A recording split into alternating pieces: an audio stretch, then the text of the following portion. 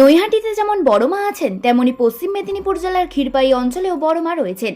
হাজার হাজার ভক্তের ভিড় হয় এখানে কালী পুজোর আগে সাজো সাজো রব মন্দিরে। পশ্চিম মেদিনীপুর জেলার ক্ষীরপাই অঞ্চলে আছে কংক্রিটের তৈরি প্রায় 40 ফুট উচ্চতার বিশাল আকারের কালী প্রতিমা। ভক্তদের কাছে তিনি বড় মা নামেই পরিচিত। বিভিন্ন রাজ্য থেকে ক্ষীরপাইয়ের বড় মার পুজো দেখতে আসেন মানুষ। শ্মশানকালী হলেও এই পুজোয় বলি হয় না, সমস্ত রীতি মেনেই এখানে পুজো হয়। এটি এমন একটি মন্দির যেখানে নেই কোনো পুরোহিত। প্রতিদিন বিভিন্ন প্রান্তের অগণিত মানুষ মায়ের দর্শনে আসেন। তারা নিজেরাই নিজের মতো করে মায়ের পুজো দেন। ভক্তদের হাতেই ছেড়ে দেওয়া হয় মন্দিরের পুজোর যাবতীয় কাজ। অমাবস্যা ও কালী পুজোর সময় ছাড়া বড় মার মন্দিরে থাকে না কোনো পুরোহিত। আগত ভক্তদের কাছ থেকে কোনো দক্ষিণা নেওয়া হয় না। কোনো প্রণামী বাক্সের চিহ্ন নেই মন্দিরে।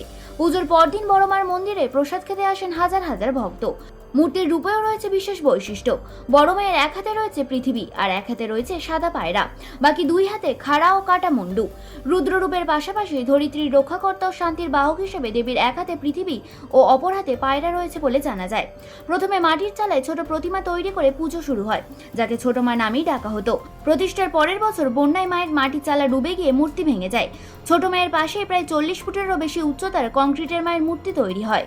অনেক ভক্তের দাবি, মায়ের কাছে মন থেকে কিছু চাইলে তা পূরণ হবেই। বিভিন্ন রোগের নিরাময়ের জন্য অনেকে মায়ের কাছে আসেন। মন্দিরে লেখা রয়েছে, অর্থের বিনিময়ে নয়, নিজের হাতে পুজো করুন।